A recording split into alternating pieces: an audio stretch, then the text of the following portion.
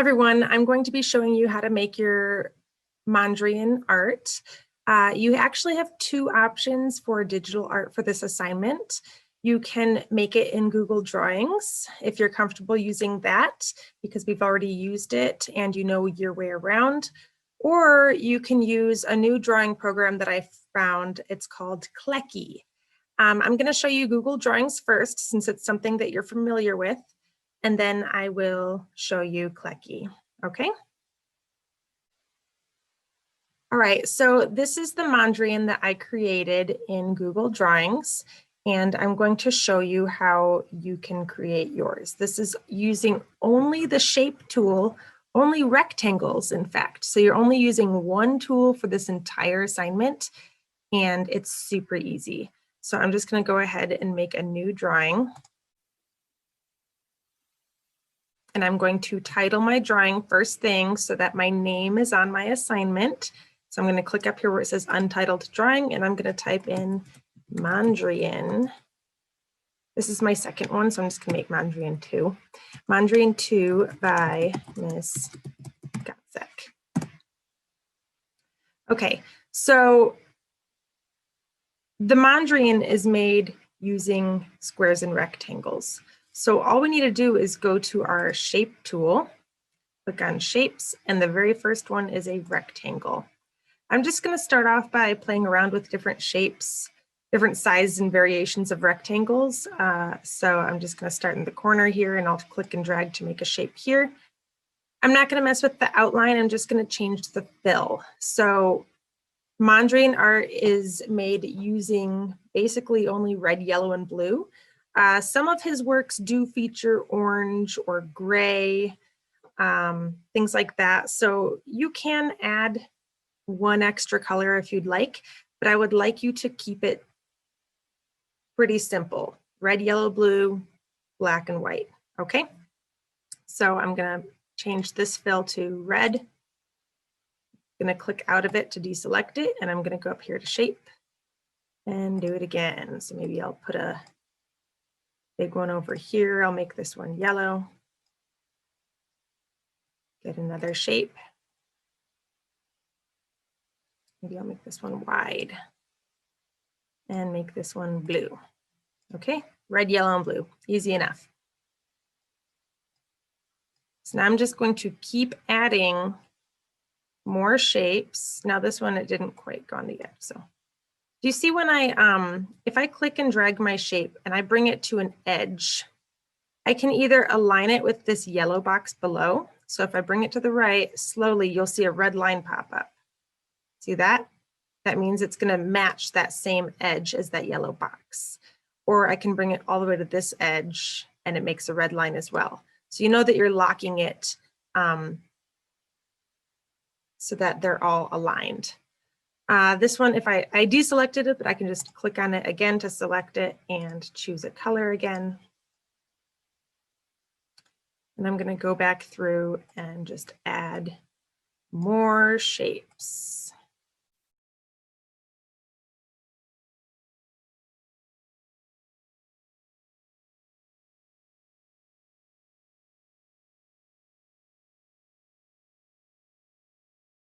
Okay, now that I have an even amount of rectangles made, let's start playing around with our dissection lines, our intersecting lines. So what I want to do is I want to make sure that everything kind of shows up like a grid. So I'm going to, again, just use my rectangle tool. And right where the edge of this red box is, I'm going to go ahead and make a rectangle. You can try varying the width of the shapes. So maybe this one goes all the way to this yellow rectangle here. And all these ones I'm going to make next are all going to be black, okay? So that we have that nice contrast. Now I don't want them all to be super thick. Maybe this one down here, I'm actually going to go ahead and make a really thin black line. I don't want too much black where it's overpowering.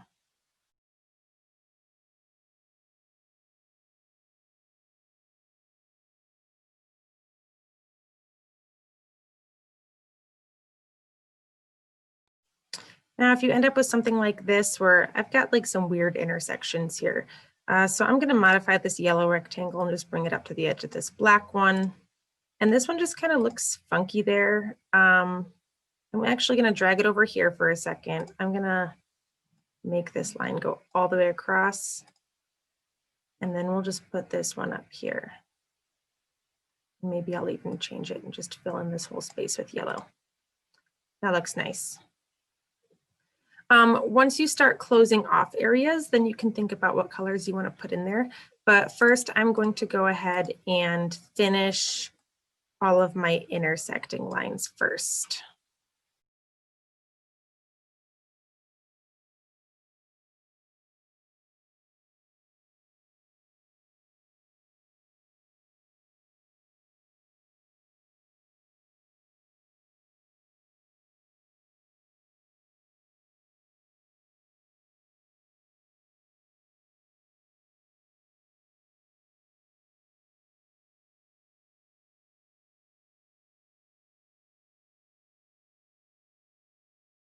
Okay, now that I have finished all of my intersecting lines, I have all of these boxes that I can fill in. Now, unfortunately, Google Draw doesn't have a fill tool, so we again have to just keep drawing more shapes. Decide if you want to have any more red, yellow, or blue, and then the rest of them will be white and black, unless you wanted to add one other color. So I'm just going to go ahead and keep drawing more shapes. I'm just going to make this one white. Again, I'm paying attention to that red line that pops up so that I know I'm filling it in that same spot. And it all lines up.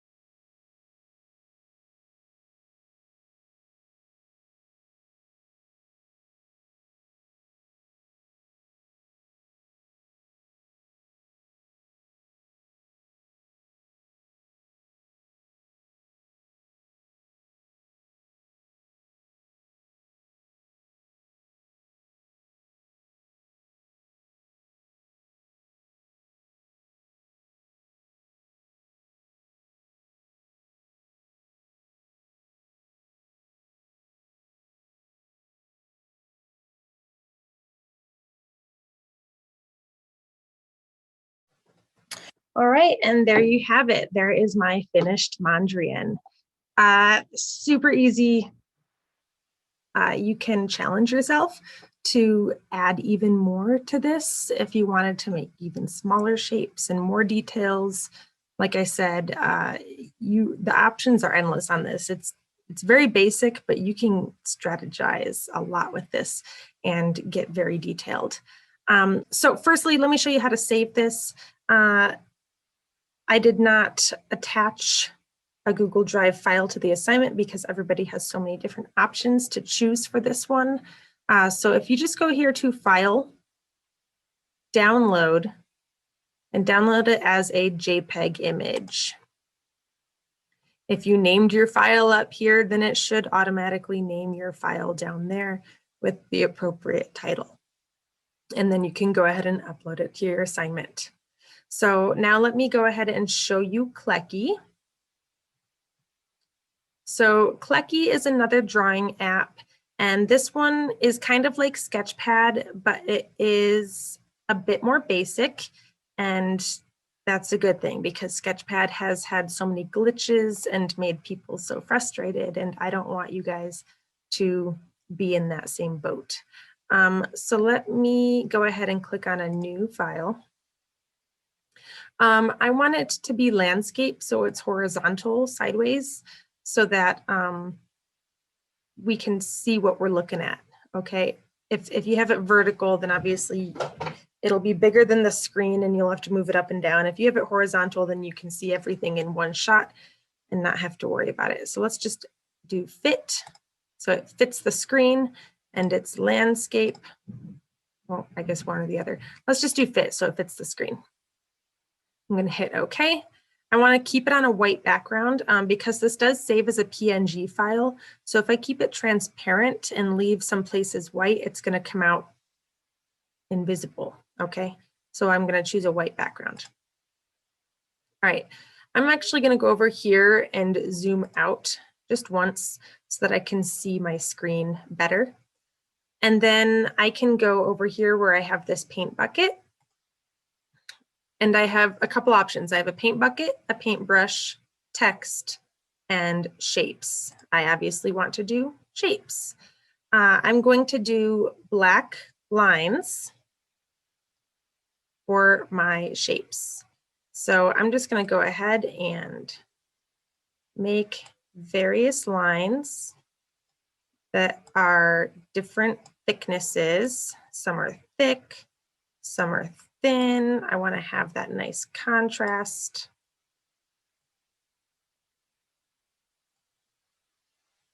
This one is so much easier to use for this assignment in general. So if you do use Klecky, I want to see a very detailed design because of how basic it is. This is kind of an easy way out. I want to see you really get in there with details and go all out. So the more shapes I create, the more I'll have to fill in. But this one, we can use the fill bucket and fill all of this in. So it makes it so easy.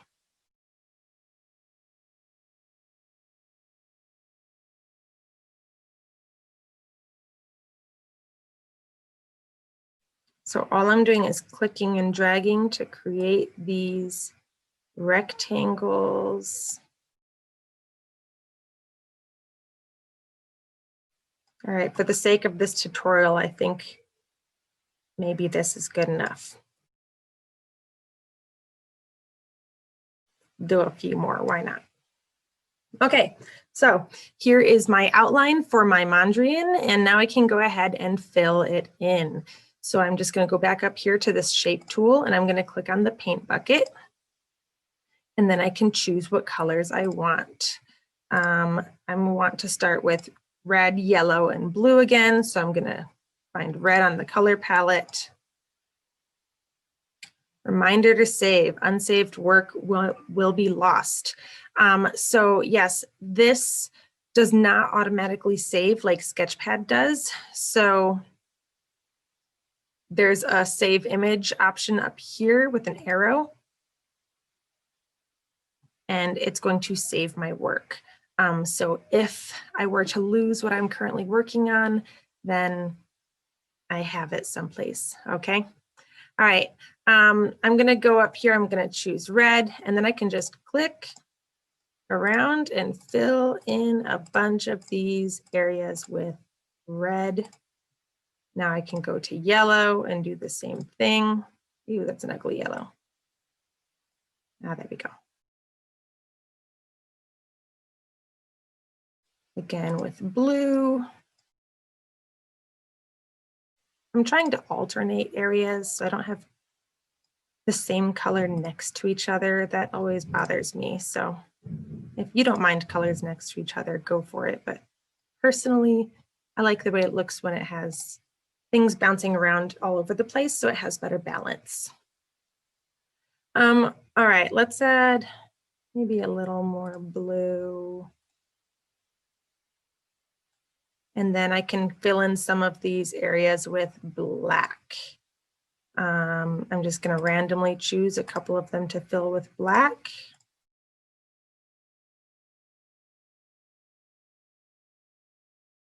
All right, maybe I want to go ahead and go back and add another color. Now this, because of the color picker tool, there aren't set colors to choose from unless you know the number for a color. But you do have this eyedropper tool. So if I click on this eyedropper and then click on this yellow, I'll get that same yellow again. And then I can go back and add more of that yellow into my drawing. All right, it's as easy as that. I think this looks pretty complete. So then I would again go up here to download. I'm going to hit download again. I'm going to go ahead and open that file in the folder. So I'm going to right click on it, show in folder. Oh, it went away. That's my fault. Okay, but if I open up my files and go to my downloads, here it is right here. I'm going to go ahead and rename it Mondrian 2 by Miss Gotsek. And then I can upload it to my assignment to turn it in. Okay, I hope that this was helpful for you. This is a really easy assignment, but it's kind of a fun lesson on geometry and abstract art and the basic primary colors. So I hope you enjoy it, and I can't wait to see what you create.